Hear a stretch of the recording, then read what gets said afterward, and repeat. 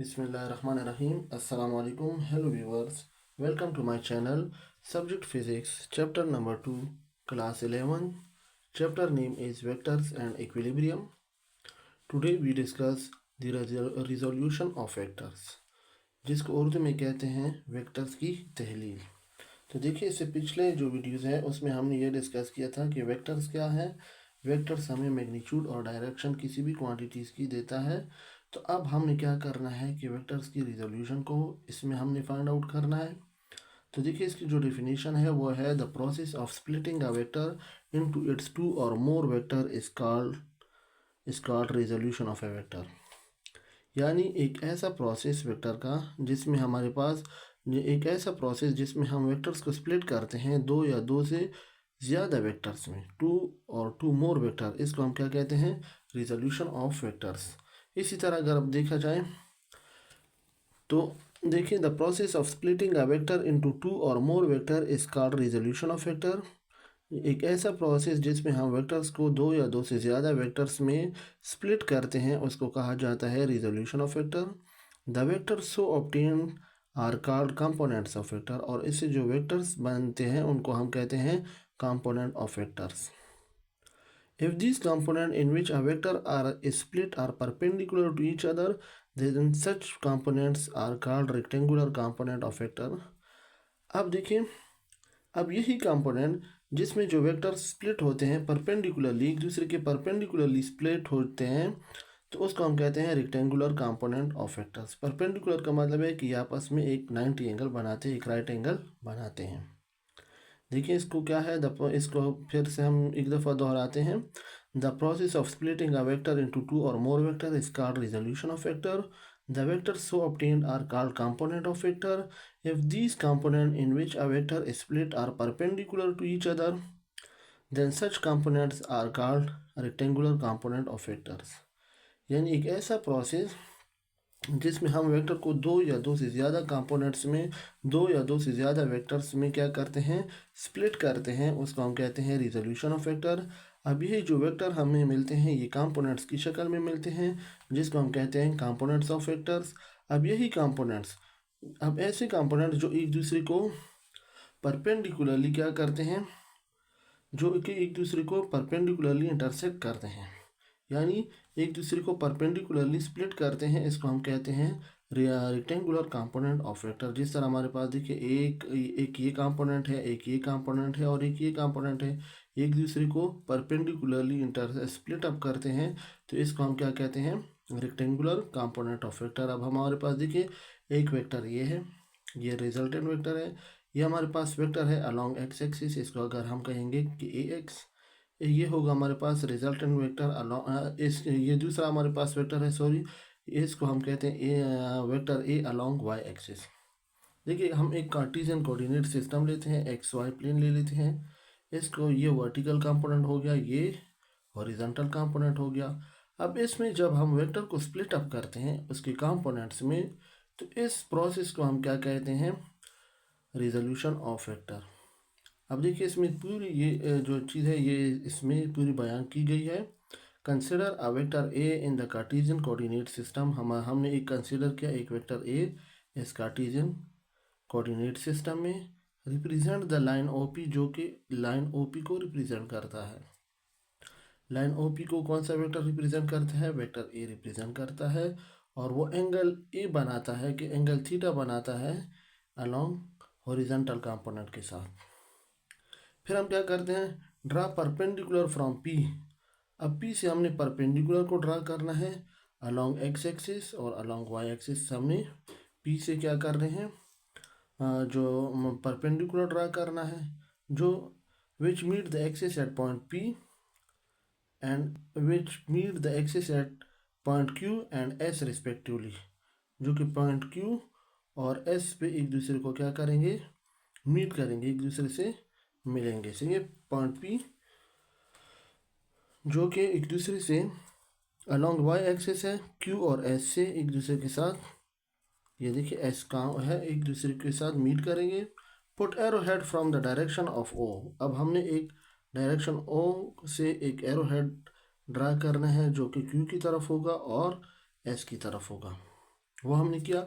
Such that they represent vector, अब ये vector represent करते हैं कौन से वेक्टर, ए एक्स जो कि ओ क्यू है और ए वाई जो कि ओ एस है, जिसको हम कहते हैं रेक्टेंगुलर कंपोनेंट ऑफ ए। अब इसमें देखिए हमने क्या कहा कि ए एक्स क्या है, ओ क्यू है, और ओ एस जो है वो हमारे पास क्या है, ए वाई है। अब देखिए अब हमने क्या करना है, वेक्टर ए को क्या करेंगे कि वेक्टर ए बराबर होगा ए एक्स प्लस ए वाई। ए हमारे पास रिजल्टेंट वेक्टर है, ए एक्स जो है वो अलोंग एक्स एक्सिस जो है वेक्टर है वो है, और ए वाई जो है वो हमारे पास अलोंग वाई एक्सिस जो वेक्टर है वो है। अब इसको हम in form of unit vector में इस तरह लिखेंगे, ए वेक्टर को हम कहेंगे कि a x along i i unit vector, और ए वाई को हम along j unit vector represent करेंगे। तो ये हमारे पास क्या है, रिजोल्यूशन ऑफ वेक्टर्स। अब देखिए अब हम क्या करेंगे, component represent in term of vectors. अब ये जो कंपोनेंट है ये जो रिप्रेजेंट करते हैं वेक्टर्स को किस तरह, वही डायग्राम हम ले लेंगे।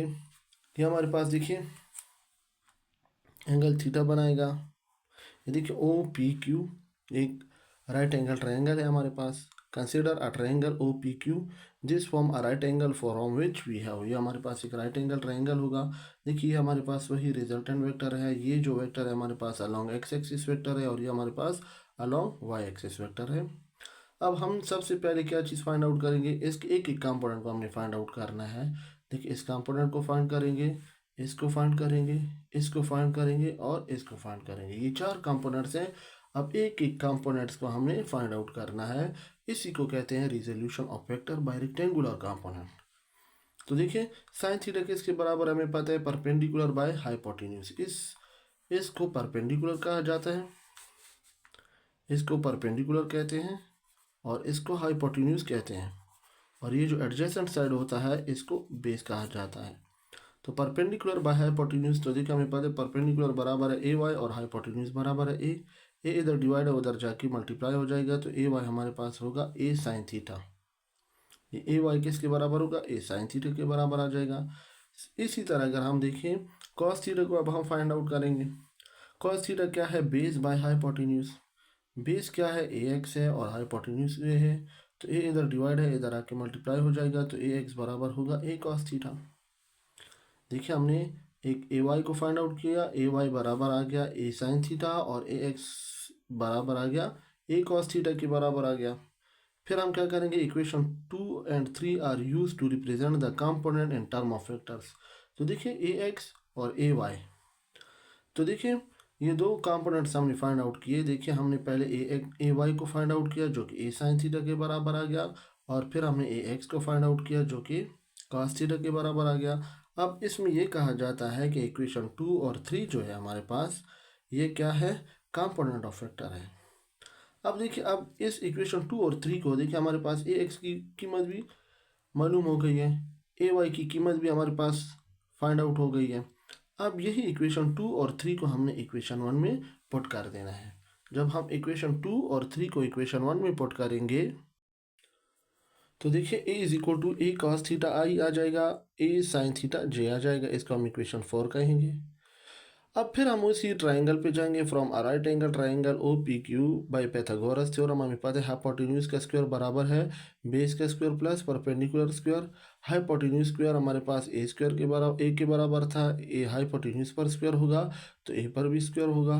बेस जो था वो ए एक्स है, तो जब बेस पर स्क्वायर होगा तो ए एक्स पर भी स्क्वायर होगा। परपेंडिकुलर क्या है, ए वाई है, परपेंडिकुलर स्क्वायर होगा, परपेंडिकुलर पे स्क्वायर होगा तो ए वाई पर भी स्क्वायर होगा। फिर यहाँ से हमने स्क्वायर को हटाना है, तो हमने क्या करना है, taking square root on both side, दोनों तरफ हमने स्क्वायर रूट लेना है। तो इस पर जब हम स्क्वायर रूट लेंगे, स्क्वायर स्क्वायर रूट के साथ कैंसिल हो जाएगा, और इधर आ जाएगा ए x square plus a y square. तो देखिए हमारे पास जो मैग्नीट्यूड आएगा इस वेक्टर का वो क्या आएगा, a x square plus a y square under the root. तो देखिए हमारे पास 3 कंपोनेंट्स मालूम हो गए हैं, एक ए वाई मालूम हुआ, एक ए एक्स मालूम हो गया, और एक ए मालूम हो गया। अब एक जो है इसका एंगल थीटा रहता है।